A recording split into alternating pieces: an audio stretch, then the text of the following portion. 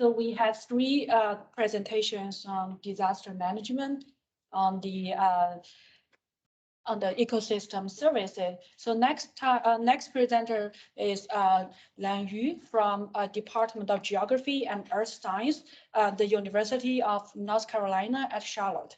So she's going to talk about the impact about the clustering, space-time clusters of COVID-19. COVID-19 has prevented us from meeting in person for over 2 years. So Yu is going to talk about her recent work about a web-based geographic framework to detect and visualize space-time clusters of COVID-19. Thank you. Thank you for the introduction.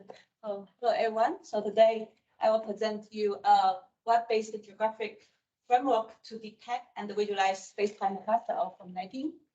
So to begin with, we will look at the patterns of the COVID-19 cases according to in the worldwide, according to WHO, and as you can see that the data volume of this COVID-19 is huge because we have this 3 years data now, and if you consider like thinking about the scale, we can go to the county level or zip code level. So the volume of space-time data is hard to present in a traditional way. So that's why I come up with this framework. So let's look at several dashboards that we have. Like for instance, the very famous one, the Johns Hopkins one, and this one is the CDC one, and we have the WHO one, and also the one that usually used for the government, like state level. But all of them, they have this some limitations, and according to this literature, they have this already have by July 2020, it's already have 100 more than 100 COVID-19 dashboard.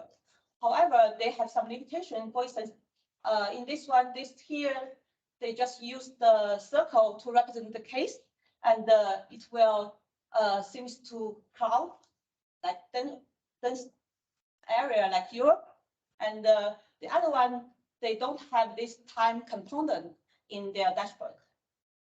So that's why, and they are also one more thing that they don't have this spatial analysis result, including in all those dashboards. They just represent the cases or risk in the map. So therefore, we first look at the literature and found that there were two most popular methods that has been widely used for the space-time class detections.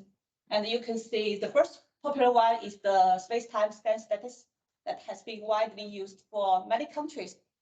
And then the second one is the LISA and the geostat methods.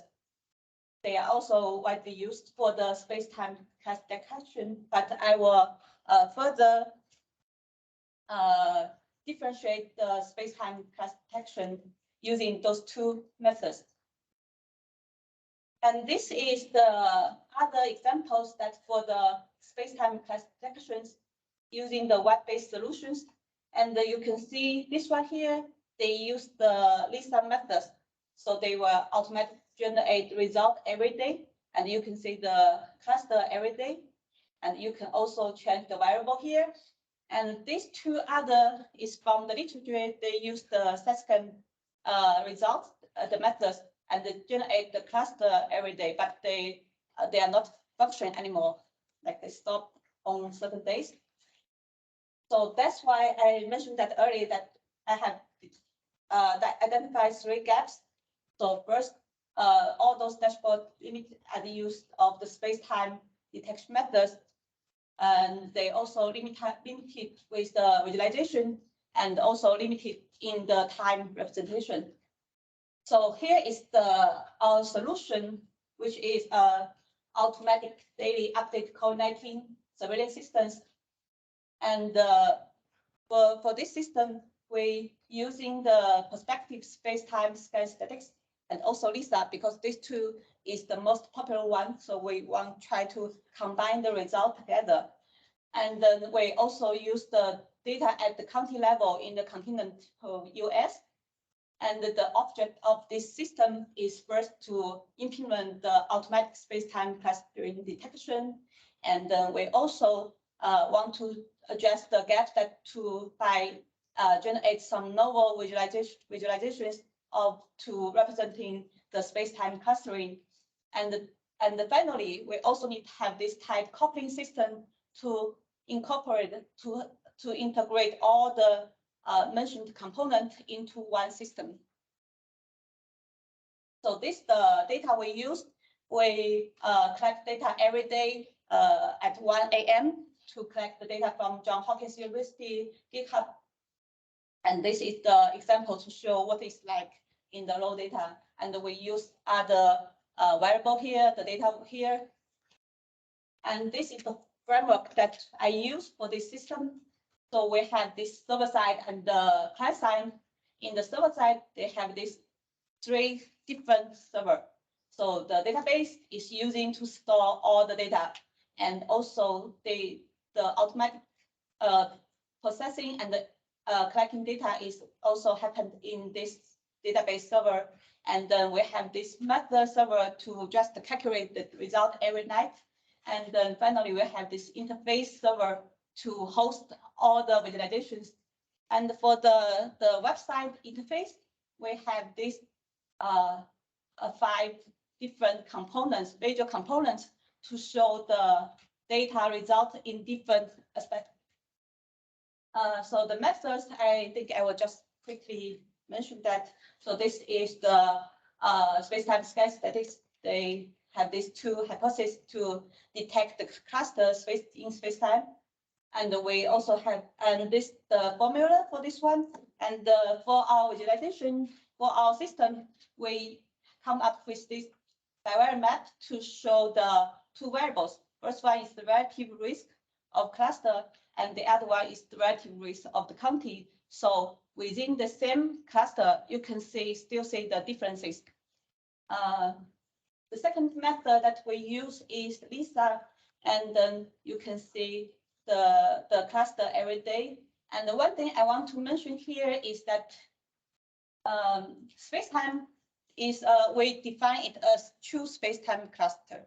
And for the Lisa, we said is not true space-time cluster, because in the Lisa methods, there's no time component in the formula. We just repeat the process every day. So that's why we say it's not true space-time cluster. And for the Lisa, we use 2 variables, the p-value and the group, to differentiate the different counties' results. And this is some details about how we use the parameters for each method there. So I will just jump to the next one. And here is the different methods, majorly different methods that I will use, the biomap and the one with combined 2 different methods. And also we have this spiral map that show the result, the average relative risk at the state level. And then we also have this time chart, because we think that also the bioware map is the animation map that user can choose from the beginning of the pandemic to any day, like yesterday or the day before yesterday. But we think it's maybe too much for user to memorize all the results. So we come up with this time chart that show all the results in the time chart in 3 years.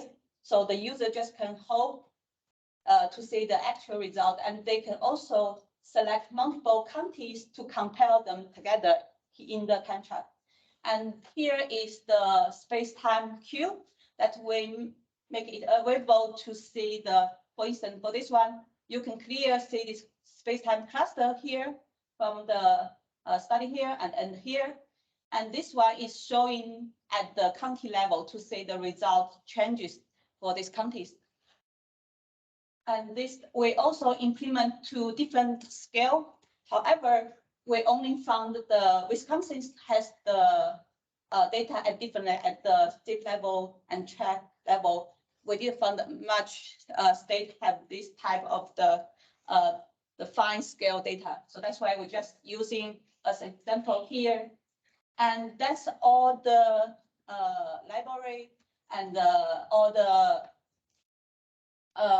software that I used for this system. And most of them are open source, except this one here is the web server host. So that's why I need to pay for 6 or 7 every month. So that's the, let me show the website quickly.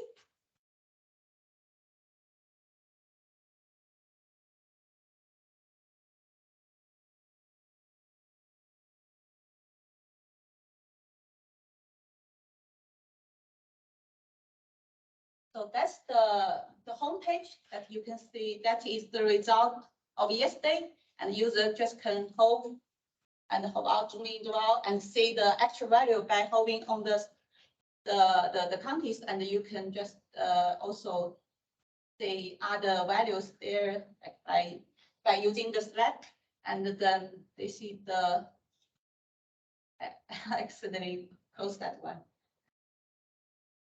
Yeah. So I just want to see this is the spiral map that user can just click on. So if you see, so you can click on any the counties, then the spiral will change to see, and it actually, like, this is the beginning of the pandemic, and this is the end of the yesterday result, and you can also hope to see the actual value for each one. And also this here shows the result of yesterday, and the time chart here, then you can click multiple to compare here. Yeah, so you can see from all the years, you can see the result, compare the different value, and also you can change to the this variable here, the daily cases 7 days average. And then last one is the space-time cube, so user can be able to see that at different angles and play with that. And also you can switch the time and also increase the minimum relative risk to make less point there. So let's go back to the PowerPoint.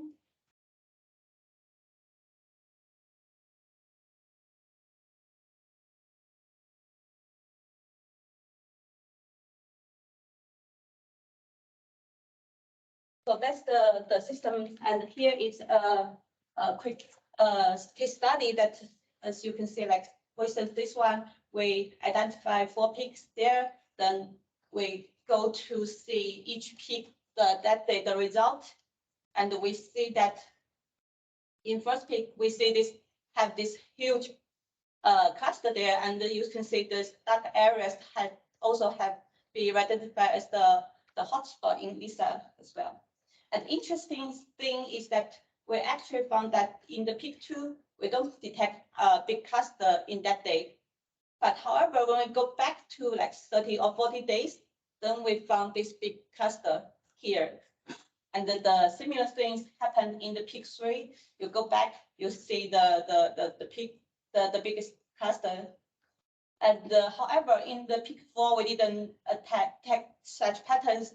And we think maybe it related to the parameter that we set as 15 days, and also could be the Omicron is transmission is changed so that the pattern didn't show up. And this is the case study that we can use to compare 3 different counties and to see the policy that they conduct there, and maybe they can, like the experts in public health could be able to explain more why have this such patterns in the space-time. And finally, this example is showing that you can look at the cluster like by increasing the relative risk and say just focus on the areas and times that have really high relative risk. And finally, this is the discussion and conclusion that we think this system is well designed to show the space-time classification and also visualizations, and it's also near real-time monitoring at multiple scales. And we incorporate with several novel visualization visual features. And also, I want to mention that this system, this framework, could be ported to other methods and regions, also perhaps other diseased or non-diseased. So that's the highlight here.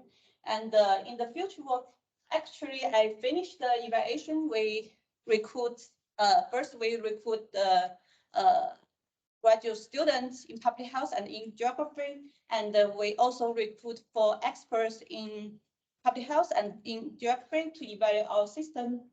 And one interesting is that both of them don't find the 3D is helpful because they seems to overwhelm to them. And the next thing is that we would like to collaborate with the epidemiologists to set the parameters of analysis methods that could really help them in their decision making. And also, we also thinking to add more information instead of just case or death. We can add also hospitalization rate. And that's all the reference that I use in these presentations. And thank you. I'm happy to answer any question you may have.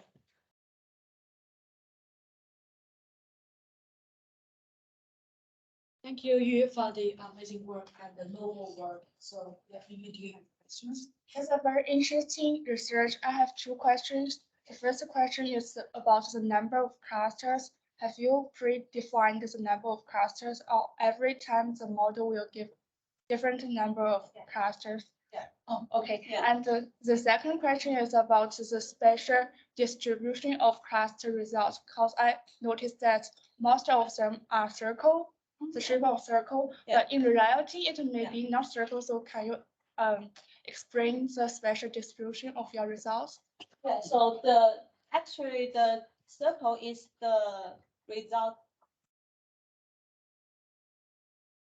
of SAT-scan. So it's usually just have this way. Like actually is the SAT-scan is like this. You can see here this example. It will in the spatial, it will using this circle to scan all the cases or the locations to see, and also in the temporal, it will have this temporal. So that's why you see this cylinder here. So space is the circle, then time is in the Z value. But and also because we use the central point of the county, so that's why you see it's not perfect circle, but every county, the center of the county is within the circle, then it's being selected as the cluster. So that's why it show cluster. The method itself can be using the like not perfect circle like other shape, the free shape, but it's the other way. But this one is the most popular way or the easiest way to detect the cluster without the other consideration. So.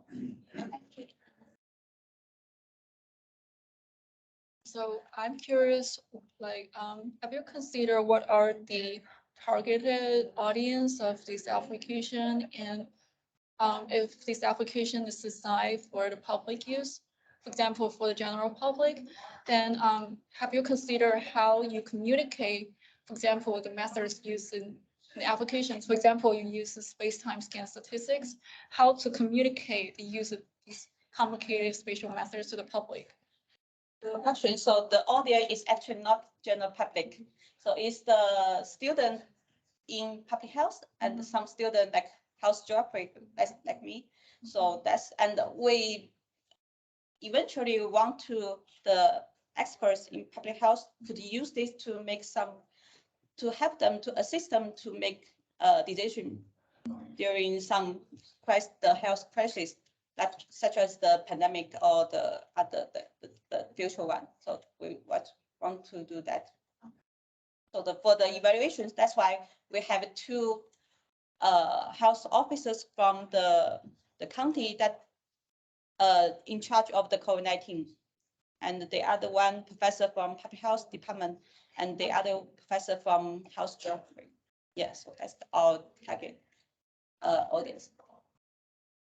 Yeah, we have time for one more question, so feel free to present question. I think this is a very impressive work for you. So my question is about the user design of the interface. Previously I talked with the designer of the COVID-19 dashboard released by the Johns Hopkins University, and asked a question about why your dashboard stand out among the many dashboards outside. And they said they constantly update the design of the dashboard to meet the need of the public citizens, like what people really need to care and what information is most important and straightforward. So have you considered about some of the user design? Because based on the survey results, right, and also based on my understanding, it seems like there is much more information than needed to be presented in the current dashboard, which is very good for researchers because we do need more data and results. On the other hand, have you considered about optimize the user design of the interface? That's a good question because this one is not designed for the general public, so that's why we didn't. We require the readers using the users of this one have some basic knowledge in both geography or epidemiology, like at least very basic one. So according to the user study that we just conduct, and they also mentioned that the information is overwhelming, like there are too many information that they can interpret. So next step, we were thinking about to work with the expert together to see which information they need most, or maybe we can just focus on that to limit the information that provide in the website in the interface. Maybe there could be two versions, a light version. That's actually a good idea. Yeah. Thank you. Thank you. So much. Thank you. Everyone for being here for this session. So the session is going to end because we don't have time, but our conversation will continue. So feel free to walk around and talk with the presenters and get to know the old friends, reconnect with the old friends, and also get to know the new faces, new people. And also thank you for joining us virtually. So yeah, hope you enjoy the rest of the conference.